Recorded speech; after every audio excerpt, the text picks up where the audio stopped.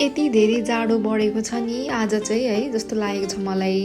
त्यही पनि अब खाना त खान पर्यो होइन। अनि यो जाडो मौसममा भनेको एउटा चिज मात्र राम्रो लाग्छ कि मलाई चाहिँ, त्यो के भन्दाखेरि एकदमै थरी थरीको भेराइटी अफ तरकारी पाउँछ कि। तरकारी जे भए पनि के पकाउने होला भनेर सोच्ने चाहिँ म मात्र चाहिँ होइन होला नि पक्कै पनि।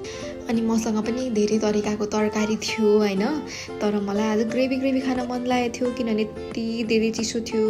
अनि त्यही भएर मैले पनि 7-8 थरीको तरकारी हो कि फेरि मसँग चाहिँ के हेरेर थाहा पाउनु ल। अनि सबैलाई टक्क तेलमा ज्वानो मेथी जिरा सबै फुराएर होइन, प्याज पनि पड्काएर सबै हालेर मजाले त्यसलाई चलाउँदै छोप्दै पकाएँ होइन। नुन मरमसला सबै हालेर यसरी छोप्दै एकछिन पकाएँ।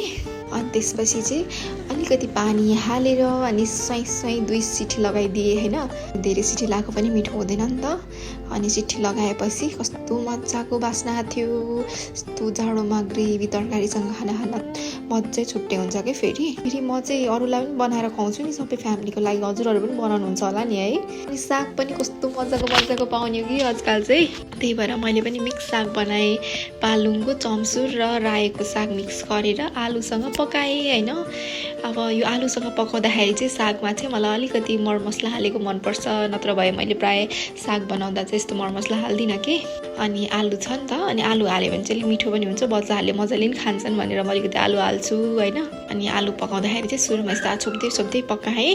पछि पनि साग ओइरेर मजाले चलाउँदै पकाउँदै गरेँ। जाडो मौसममा चाहिँ जाडो भयो नि सब्जीहरू खान चाहिँ एकदमै राम्रो हुन्छ कि।